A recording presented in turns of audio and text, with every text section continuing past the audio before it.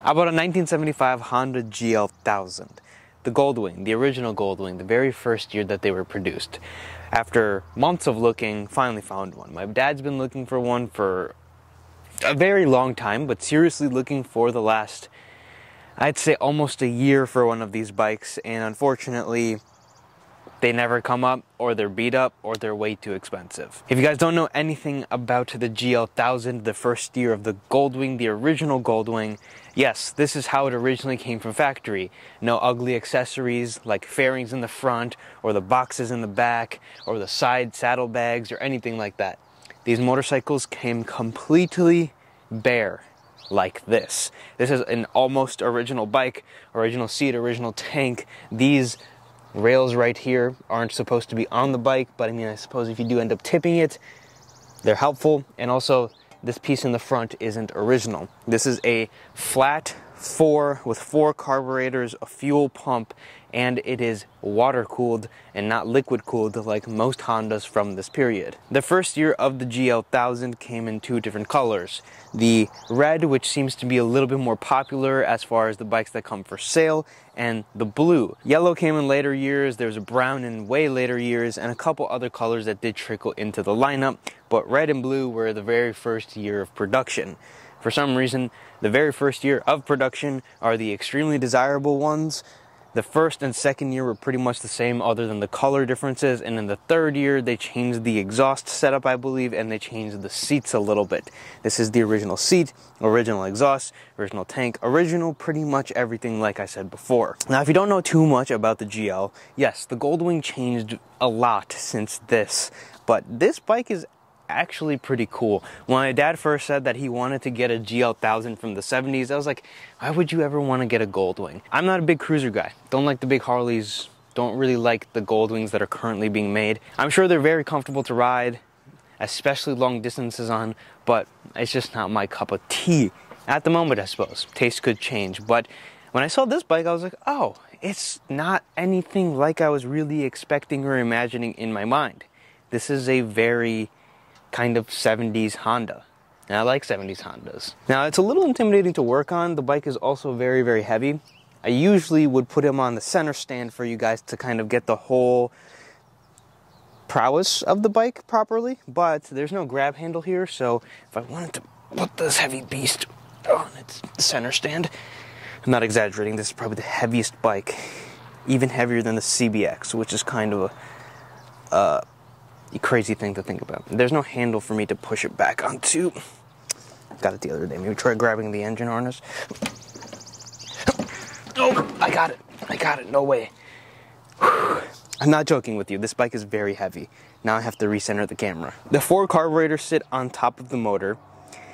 They look very intimidating, but I'm sure once you kind of get your hands dirty, everything becomes a little more simpler. They made this as kind of like a touring version of the Hondas back then, from what I believe.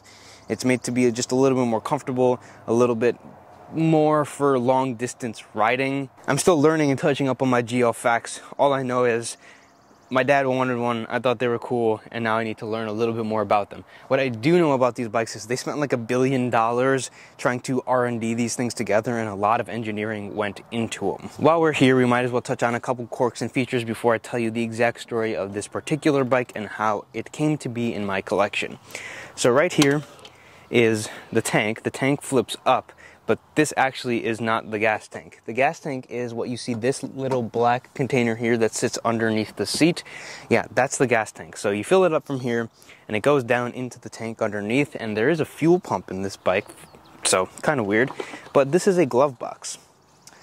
So you have the glove box here, take the glove box out, you have an air filter, and then you have 2 little notches here. And if you unscrew these 2 notches, the side of the tank flips open. It flips open on both sides. The other side is just straight electronics. I believe this right here is the water for the radiator. And then you also have something pretty interesting right here, and I found this to be one of the craziest things about the bike, is you have a portable Kickstarter. We'll talk about this more in the proper review I do on this bike after learning a little bit more about it, spending some time with it, cleaning it up, getting it running and operating as it should, and then ultimately doing more research on the exact details of why Honda built this machine. It's a very interesting design. I mean, I kind of dig it. Like, it's cool. But the one thing that it makes a huge difference on is I believe they can fit a larger capacity fuel tank underneath, but also the weight balance. So there's a lot of weight on this bike. Like I said, I had trouble even just getting a lift in on there. It's almost heavier than the CBX. Statistically, factually, it might be actually heavier than the CBX. I'd have to double check and see how much they weigh. This is probably one of the heaviest bikes I've rode. I mean, now that I think about it, the CBX has 1,000 cc's. This also has 1,000 cc's. They're both liter bikes. This bike has discs front and rear, which is something you don't really see too often in the bikes from this kind of era. The CB750 Super Sport had it, and this bike had it. CBX got it, but the regular CBs and everything like that, they had drums in the back. Even some of the 90s bikes Honda made had drums in the back. It's very common to see drums in the rear of motorcycles. All right, let's talk about my bike, how I got it, how it came to be. As I said, I was looking for a GL for the longest time, and I just couldn't find one for a justifiable price. I was seeing them, you know, $3,000, $4,000, $5,000, $6,000, anywhere in between there. Sometimes they were rough for $3,000. Sometimes they were way too expensive to be a $6,000 bike, and it wasn't even running for the price. So it took a while to find one. They're not very hard to come by, but unfortunately, the original early models is what I was looking for, and those are a little harder to find, right? 2 specific model years that have the original GL genetics, I guess you could say. They changed stuff in 77, so I wanted a 75 or a 76 bike, but if I could find the first model year like people are looking for, I would rather prefer that. This bike was about an hour or so, 40 minutes away from my house. It came for sale, and it had been for sale for a little bit, and I think the guy bought it just kind of parked in someone's garage, still got the dust on it, and all he did was he took the carburetors off, cleaned them, put them back on, the bike fired up. I believe he said that it was his friend's dad's bike that he kind of had sitting around for forever, and he just cleaned it up a little bit, and as far as the carburetors go, and the bike fired up, and then he just listed it for sale. He kind of did some of the heavy lifting. Unfortunately, he didn't quite sync the carbs up 100% correct. The bike does have a slight stutter and misfire because of carburation issues. We're probably going to have to take them down anyways, something you got to do when you buy a bike like this, unless you're spending $5,000, $6,000 on them. I threw him an offer where I was comfortable, and he came down quite a bit. He had the fairings and everything listed for sale with this motorcycle, and I don't want that garbage, to be honest with you. I've bought a couple other motorcycles that came with fairings, and I tried listing them for sale because I don't want them. Nobody wants them, so it would have been in my garbage anyway. So I told him, if I'm going to be real with you, I'll give you my amount that I offered you originally, but you don't have to throw in the non-OEM parts, because it came with an extra set of carburetors, turn signals, I believe, and a couple miscellaneous parts like that, as most of these bikes do. This first bike that I've bought and rode home. Yeah, I didn't bring a trailer when I bought this bike, rode it 40 minutes home. My dad actually rode this bike the entire way. Like I said, it has a little bit of a stutter and a little bit of a misfire because of carburation issues, but it is very minor, so when you are riding, everything runs and rides beautifully. It's just like when you get on it a little bit, or every once in a while you hear the bike kind of just miss a cylinder. The bike is very dirty, as you guys are seeing in some of the shots. It needs to be cleaned. I haven't touched the bike whatsoever yet. There's a couple of things we need to do, like the throttle sticking a little bit. I don't enjoy riding the bike with the throttle sticking. This clutch wire is about to break. We noticed that when we were there, so we just kept that in mind when we rode it back. The brakes need to be slightly adjusted. They probably need to be re-bled front and rear because they are discs that have been sitting for a while, and they might even need to be rebuilt. Turn it on. We're not going to use the Kickstarter. There is an electric start on the bike.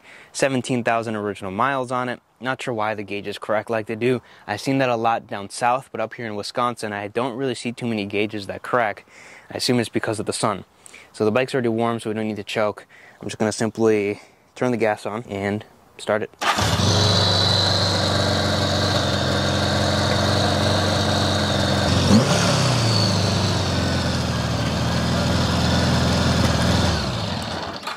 So, as you heard there, the bike is idling incredibly high. That's the biggest thing that we really need to fix. It's probably just the settings on the carburetors that are set too high. It idles at about 2,500 RPM. So I've heard it idle nicely, just it needs to be reset. And it's annoying having the RPMs that high, not only because, well, if you park it anywhere, it's just going to be 2,500 RPMs, but also when you go to ride it and you put the bike into gear, the gearbox kind of like slips almost because of the RPMs. It's also very annoying that the throttle's sticking, so it makes everything going into first gear so much harder.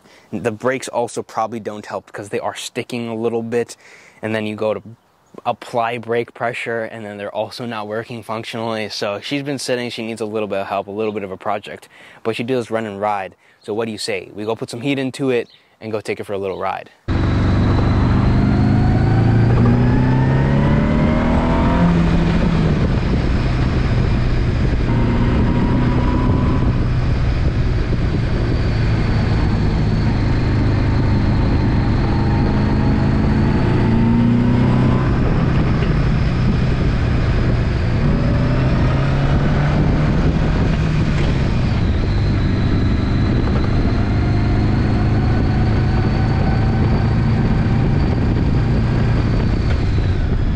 And that's all I have for the video. If you guys enjoyed, please leave me a like, subscribe to the channel as always.